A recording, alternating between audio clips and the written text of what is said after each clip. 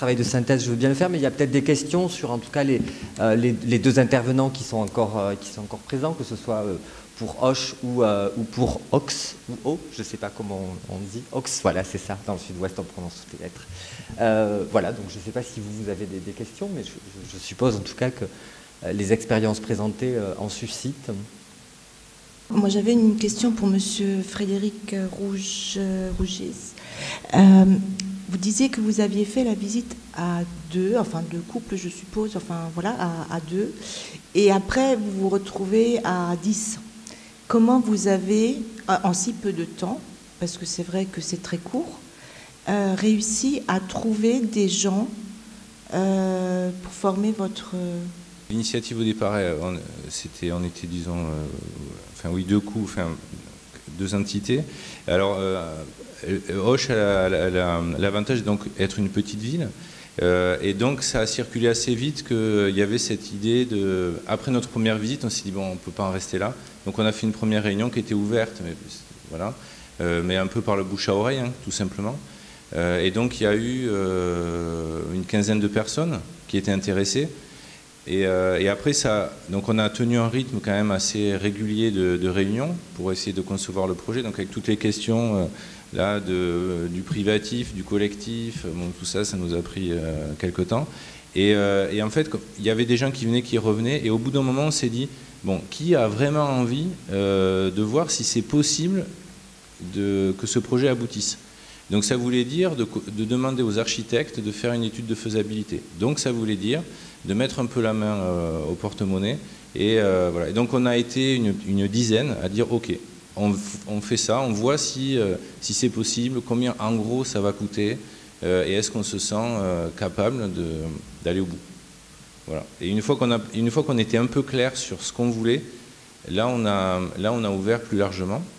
Et voilà, au début, on était sûr de nous, on voulait absolument qu'il n'y ait que des propriétaires habitants. Enfin, une fois qu'on a décidé que c'était une copro, bon, etc. Bref, on n'y est pas arrivé. Donc, ce qui est quand même une de nos qualités, c'est-à-dire de décider des choses, mais d'être capable de les remettre en question. Donc, on l'a ouvert à des propriétaires bailleurs qui nous ont rejoints, donc sur 3 logements. Et là, ça a permis d'avoir il y a 15 logements au total, que les 15 logements, on est un peu en dessous des 30, là, ça me fait peur. Voilà, des 15 logements qui étaient occupés. Et ce qui nous a appris, là, dans les discussions qu'on avait eues avec Venise pour nous, c'était un peu un échec, entre guillemets, le fait qu'il y ait des locataires, parce que finalement, on n'avait pas réussi à aller au bout de notre idée initiale, qui était que des propriétaires habitants. Et quelqu'un nous a dit, mais en même temps, c'est bien, parce que ça permet... déjà à des gens d'habiter ce lieu alors qu'ils n'étaient pas dans le projet de départ, donc de régénérer aussi notre manière de faire, d'avoir des statuts différents, donc ça c'est assez vivifiant. Et ce qui était au départ vécu comme quelque chose de, entre guillemets, un petit échec, on se rend compte que c'est très bénéfique quand on arrive à établir des règles collectives, évidemment. Peut-être pour préciser, parce que cette limite ou cette césure que vous faites entre la question d'être propriétaire occupant ou locataire et de ce que vous appeliez cet échec, si mes souvenirs sont bons quand même, en tout cas ceux qui sont à l'initiative de la constitution de ce collectif, et vous le dites vous-même, c'est-à-dire que vous n'étiez pas dans une perspective de devenir propriétaire, donc ça aussi c'est un premier pas que vous faites, et je crois que dans la question du propriétaire occupant versus le locataire, si c'était comme ça que vous l'opposiez à ce moment-là, c'était la question de l'engagement dans le collectif. Je crois que c'est plutôt là. Et ce qui est intéressant dans cette initiative et dans cette opération, c'est qu'on finit par avoir 3 figures qui habituellement, dans la copropriété, sont finalement des figures assez conflictuelles, hein. Le propriétaire occupant, le propriétaire bailleur, dont on dit le pire parce qu'il n'est jamais là et du coup il ne veut jamais s'investir, que ce soit économiquement ou même dans la dimension du projet, et le locataire qui, d'une certaine manière, ferait un usage... ou soit un surusage sans ménagement des choses puisqu'elles ne lui appartiennent pas.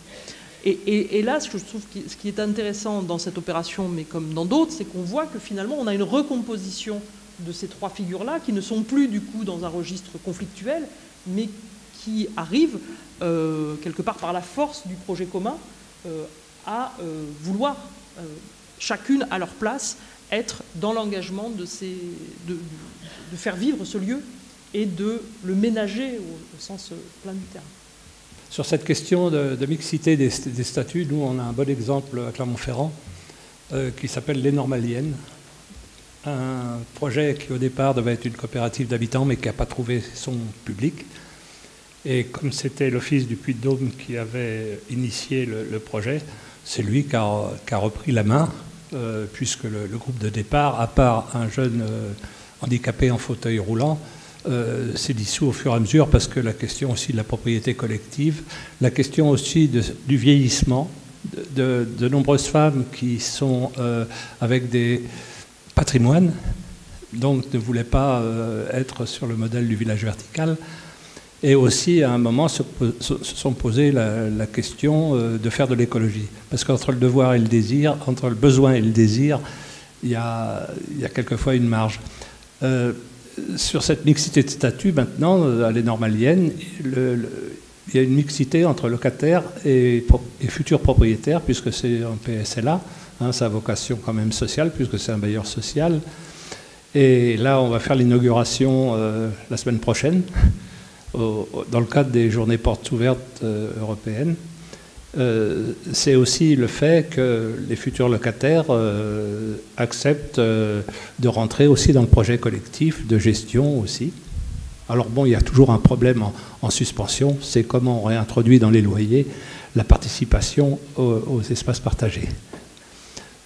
Sur Mélan, c'était aussi un atelier public d'urbanisme qu'a fait la création des béalières. Ça, c'était un peu une réponse pour madame qui vient de partir de Saillant, mais bon, j'en ai dit deux mots. L'atelier public d'urbanisme, c'est très intéressant. Et un autre point qui m'a semblé aussi intéressant dans l'intervention de Stéphane sur le projet, c'est que ça me rappelle Solcy à La Rochelle, qui est bâti sur le même principe du jardin commun et la construction d'une butte que les adolescents avaient investi parce que c'était un espace qui les séparait un peu des adultes. Merci. Au conflit, que je sens parfois potentiellement, mais peut-être à tort, dans les copropriétés, entre d'une part une assemblée générale de propriétaires et d'autre part les résidents qui, je dirais, est-ce qu'il y a un conflit sur les décisions ou est-ce que tout fonctionne bien? Alors, bon, il y a des conflits, hein, évidemment, il y a des conflits. Et ça, c'est plutôt savoir comment on gère les conflits plutôt que mettre les miettes sous le tapis, quoi. Non, il y a toujours des conflits qui ne sont pas liés qu'au statut. Parce qu'entre propriétaires, il peut y avoir des conflits.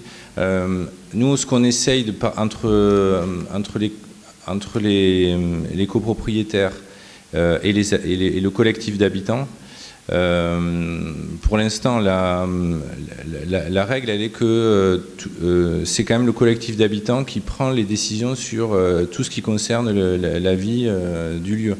Donc, si on veut mettre un compost, là, il y a une histoire d'un arbre, mais bon, c'est toute une histoire pour faire ça, parce qu'il faut construire des murs, enfin bon, bref. Ça, c'est les habitants et habitantes qui décident.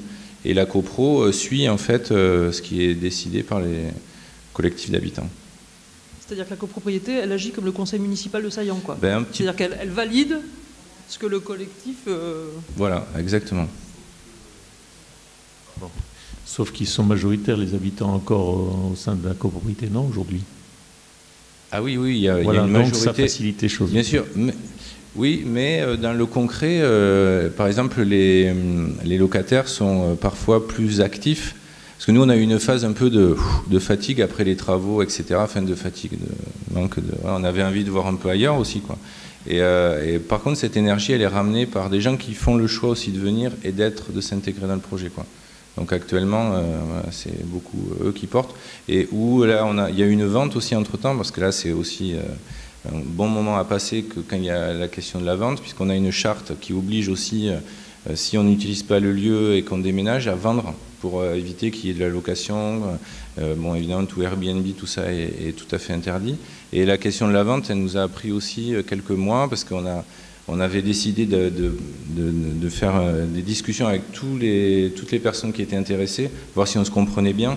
Et donc, une fois que nous, on validait les acheteurs potentiels, après, c'était entre les deux, voilà, Et donc là, il y a quelqu'un qui vient d'arriver, il y a quelques mois, avec ses enfants. Mais ces interdits étaient sous seing privé, conventionnel ou contractuel opposable? Ah non, non, nous, c'est juste, c'est pas opposable, hein, donc voilà, c'est comme tout, c'est-à-dire que nous, c'est la limite de notre projet, mais dès le départ, on l'a su, c'est-à-dire que on s'est engagé, mais moralement, à respecter la charte qu'on a signée ensemble, établie ensemble, mais si demain, quelqu'un décide de faire une culbute sur... Parce que, ah oui, j'ai oublié de dire le prix au départ, mais on a acheté tout ce bâtiment 300 000 €, frais de notaire et d'agence compris. Donc vous voyez, voilà, c'était peu cher.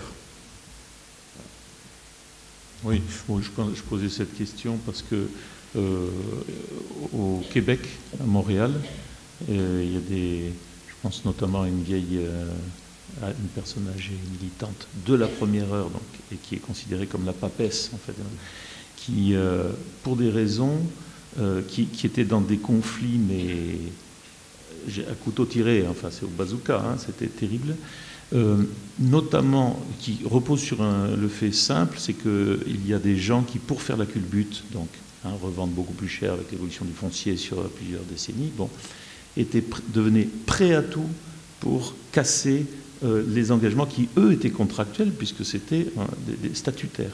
Et là, il y a une guerre, mais terrible. Elle me dit, je souhaite la mort de personnes en général. Mais là, ça prend des proportions. Donc c'est un problème redoutable.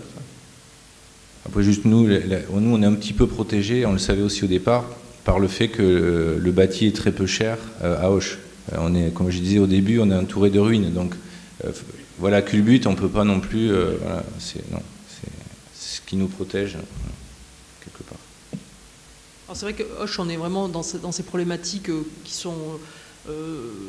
préoccupent aujourd'hui beaucoup et qui mobilisent beaucoup aussi l'action publique, hein, sur la question de la revitalisation de ces cœurs de ville, de ces centres-bourgs, et dans des territoires qui sont quasiment considérés comme en déprise. Donc là, on est vraiment aussi sur comment ces opérations, par l'investissement d'un collectif habitant, permet d'une certaine manière, d'une part, de ne pas perdre du patrimoine dans un centre constitué, dans un centre historique, mais aussi redonner, je dirais, une valeur d'usage et une valeur d'activité au sens plein du terme, même si effectivement tout ça ne se traduit pas forcément dans une valeur foncière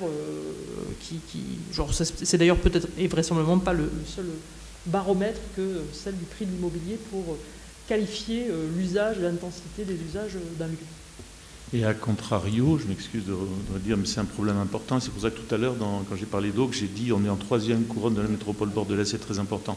Parce que nous, statistiquement, mais c'est quasiment à tous les coups, et c'est votre opération exceptionnelle, mais c'est quand même Auch, mais dès qu'on s'éloigne des métropoles au-delà de la 3e couronne, en 3e couronne, ça marche encore. Ça marche surtout s'il y a une sortie d'autoroute, c'est parfait. Bon. Mais quand on travaille dans la haute vallée de l'Aude, où on a vraiment une très grande difficulté à ce que les projets s'amorcent. La dynamique humaine qui est essentielle dans ces projets-là, elle peine énormément à partir. Et donc ça, c'est un grand problème parce que la reviviscence des centres-bourgs par les opérations participatives, qui est un rêve que moi je partage, il faut... Le moteur, si le moteur est bon, il faut encore de l'essence. Enfin, il faut qu'il y ait une dynamique humaine, quoi. Ça amène assez bien, en fait, peut-être cette synthèse.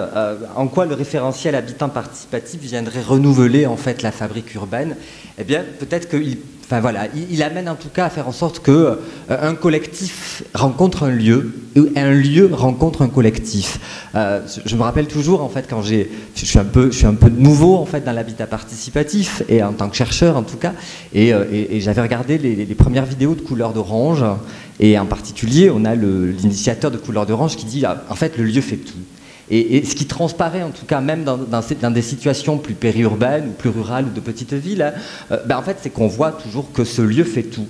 En fait, d'une certaine manière, il fait émerger la démarche, il permet de faire éclore un autrement, il permet d'engager, en tout cas, de l'innovation sociale, de l'innovation réglementaire, de l'innovation économique, de l'innovation architecturale, de l'innovation dans la construction, de l'innovation écologique et de l'innovation dans le politique. En tout cas, il permet... En tout cas, cette rencontre entre un lieu, en fait, et un collectif permet de produire un habitat, peut-être permettre aussi de produire la ville, en tout cas une ville de qualité, en phase avec les besoins habitants, avec les usages, avec les aspirations, avec les évolutions aussi de nos modes de vie. Et elle met en tension aussi différemment la question des échelles. Elle nous invite en tout cas à les articuler autrement, ces échelles, de la plus petite à la plus grande. Et bien évidemment, elle vient reconfigurer les acteurs, tous les acteurs, dans toutes ces échelles-là et dans toutes les interactions entre échelles, qu'il s'agisse des collectivités locales et territoriales, qu'il s'agisse des habitants, mais aussi des citoyens, autrement dit des usagers parfois aussi d'un lieu, et pas forcément habitants de ce lieu, qu'il s'agisse du monde de la banque, de l'assurance, de l'économique, qu'il s'agisse bien évidemment de la promotion ou des bailleurs, en tout cas de tous ces acteurs qui participent à la fabrication de la ville. Il vient reconfigurer les acteurs, mais aussi il vient reconfigurer les métiers. Et par là, en fait, il vient en inventer d'autres aussi, des métiers. On le voit aussi dans la réémergence de termes comme atelier, enfin je veux dire atelier des territoires, atelier habitant, atelier de la collectivité locale. On voit bien que d'une certaine manière, on ne sait plus comment faire et que on essaie effectivement de refaire autrement et on se remet autour de la table. Et on se remet autour de la table en allant chercher également d'autres disciplines, une autre manière de voir les choses, en allant chercher parfois aussi des artistes, en allant chercher du monde de l'environnement, du monde agricole, en allant chercher effectivement des architectes, en allant au bout d'un moment chercher d'autres participants. C'est aussi effectivement la question de l'accompagnement, de la pédagogie, d'une autre maïeutique, comment un petit peu refaire la mayonnaise, comment comment changer dans la manière effectivement dont on tourne la fourchette en fait pour fabriquer cette ville et fabriquer cette mixité urbaine. Elle vient également aussi d'une certaine manière nous inviter en tout cas à passer d'un commun bien à un commun comme pratique collective à visée transformatrice et à visée transitionnelle. Et transformatrice et transitionnelle de quoi?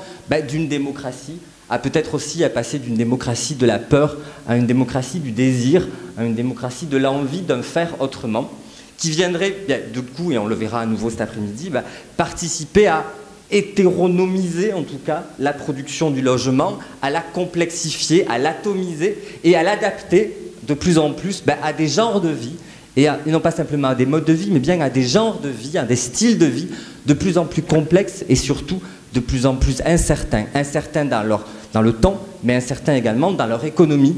Et là-dessus, je crois qu'il y a tout un travail aussi à engager d'un point de vue politique, et ça rejoint ce que disait Martine, aussi le passage de l'habitat participatif à la question aussi de la ville accueillante. Ça vient aussi redonner cette idée-là, en fait, comment sortir d'une ville de la restriction et comment retourner à une ville de l'accueil et de l'ouverture.